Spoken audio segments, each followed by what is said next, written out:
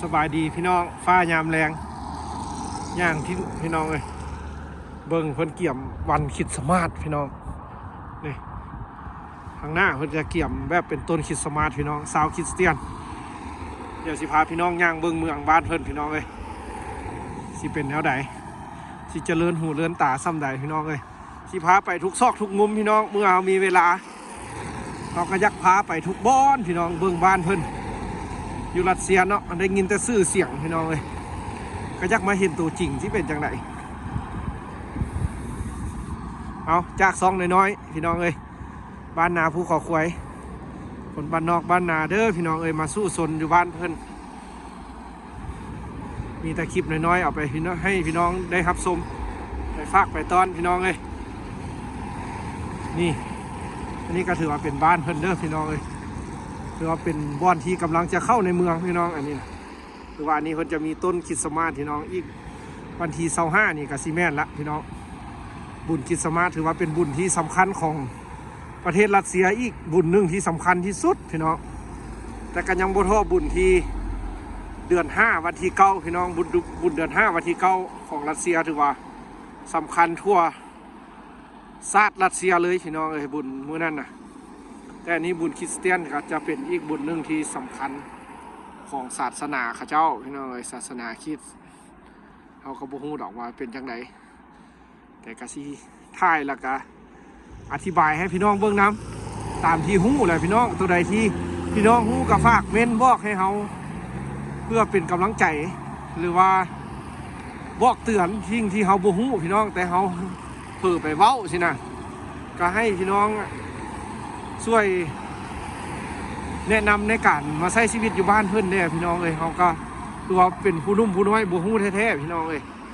สิ่งใดฮู้ก็ฮู้สิ่งใดบ่ฮู้ก็เป็นบ่ฮู้แหละพี่น้องเอ้ยเพราะว่าออกจากบ้านมาก็มาที่พี่เลยเดี๋ยวสิพาย่างเนี่ยน้องเอ้ยเบิ่งจังซี่แหละบรรยากาศบ้านเพิ่นเป็นสิแหละผู้คนสิล่วงสิหลายซ้ำใดบ้านเมืองสิเจริญรุ่งเรืองคือเมืองไทยบ่คือว่าได้ยินแต่ชื่อแต่เสียงพี่น้องเอ้ยอันนี้ถือว่าเป็นภาพจริงๆการใช้ชีวิตจังๆของเพิ่นเลยนี่นะพี่น้องเอ้ยจริงๆจังๆรถนี่เด้นี่กับบ้านเพิ่นพี่น้องรถที่เพิ่นใช้ผู้คนที่สัญจรไปมาพี่น้องเลยก็ถือว่าบ่หลวงบ่หลายพี่น้องเป็นจังซี่แหละนี่ถือว่าได้ฮอดตอนนี้ถือว่าแม่นจังหวะ8 โมงได้นี่พี่น้องระฆังดังกลึ้งกลึ้ง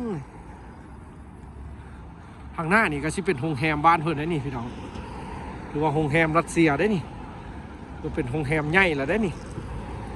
ถือว่าสำหรับเมืองนี้ก็ถือว่าบ่อนนี้เด้พี่น้องเป็นโรงแรมที่ตอนรับแขกที่เข้ามาท่องเที่ยวผู้ใดที่เข้ามาท่องเที่ยวก็สิได้มาพักเช้าอยู่นี่แหละไปเซิร์ชเบิ่งเน็ตก็สิเห็นรถพี่น้องโรงแรมหลังนี้เซิร์ชปั๊บแล้วก็สิเห็นมุมอยู่นี่เลยพี่น้องนี่อันนี้คือประเทศเพิ่นพี่น้องที่เขาสิเอาบรรยากาศมาฝากพี่น้องที่กำลังรับชมเป็นห่วงเป็นใยคลิปเขาอยู่พี่น้องเลยที่เขามาใช้ชีวิตอยู่บ้านเพิ่นนี่เสียพี่น้องน่าจะเป็นโรงแรมพี่น้องเนี่ยจะมีแขกที่เข้ามาบริการอันนี้ก็จะเป็นสนามกีฬาพี่น้องสนามกีฬาเมืองสนามกีฬาฟุตบอลภาษาไทยภาษาลาวเขาก็สนามกีฬาเตะบาสพี่น้องเลย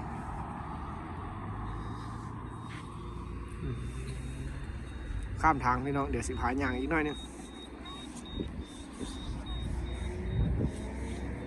นี่ใช่บ้านเพิ่นพี่น้องเพิ่นกำลังเกี่ยมบุญคริสเตียนตกแต่งดอกฟืนดอกไฟได้พี่น้องงามได้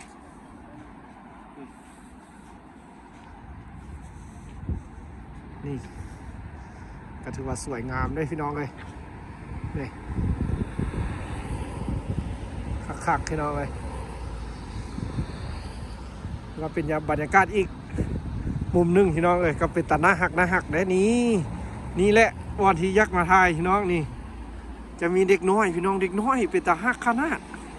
เด็กน้อยรัสเซียนะพี่น้องเลยนี่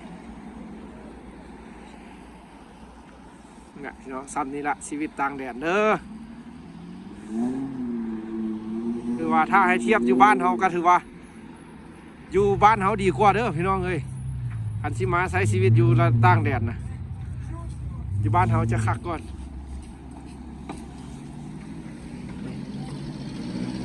มันจะมาถ่ายรูปกันที่นี่แหละพี่น้องจะมีนุ่มน้อยมาถ่ายรูปคักด้วยพ่อแม่ถ่ายรูปให้พี่น้องเล็กน้อยนะบึงแม่บนหนาวครับเป็นบ้านเขานี่ซีโบเป็นวัดเป็นไอของว่าพี่น้องไข้เป็นหนาวแล้วคันเป็นบ้านเขานี่เนาะนี่คือบรรยากาศบ้านเพื่อนพี่น้องที่เพื่อนกำลังเกี่ยมบุญคริสต์มาสจะเข้าไปในเพื่อนจะมีแม่เพื่อนจะปั้นน้ำแข็งได้พี่น้องบ้านเพื่อนจะเอาหิมะเนี่ยมาปั้นเป็นตัวหุ่นขักงามขนาดพี่น้องเดี๋ยวมือได้มีเวลาเดี๋ยวสิพาเข้าไปในอีกพี่น้องเลยจะเบิ่งหลายๆบ้านพี่น้องเลยบ้านเพื่อนรัสเซียเนาะพี่น้องเลยไปเดี๋ยวสิพาย่างพี่น้องอ้อมเบิ่งบ้านเพิ่นแล้วก็เบิ่งเนาะพี่น้องก็คักได้ก็งามอยู่จะมีเป็นแบบเฮือนจะเป็นแบบประตูเข้าเลยนะนี่เป็นต้นสูงๆเลยเนาะมีเล็กน้อยอย่างเล่นพาลูกพาเต้ามาย่าง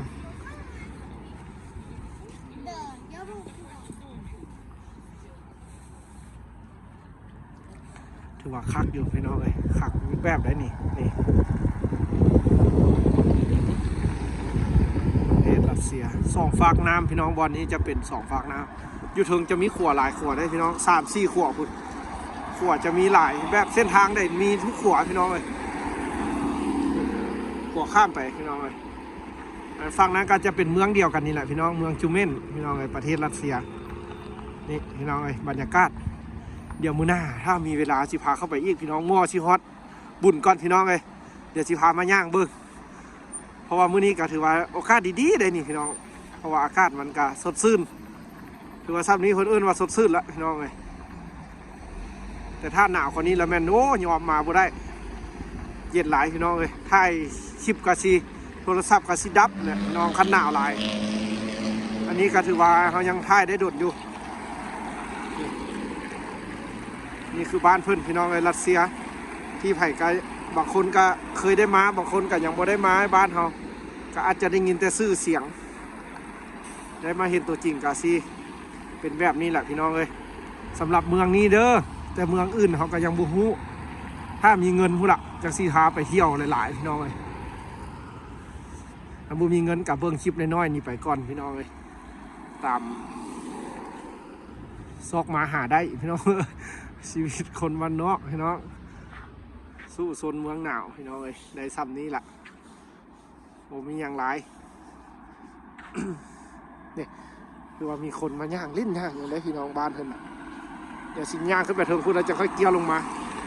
พี่น้องแล้วก็มาเบิ้งขัวพี่น้องข้ามไปเบิ้งขัวที่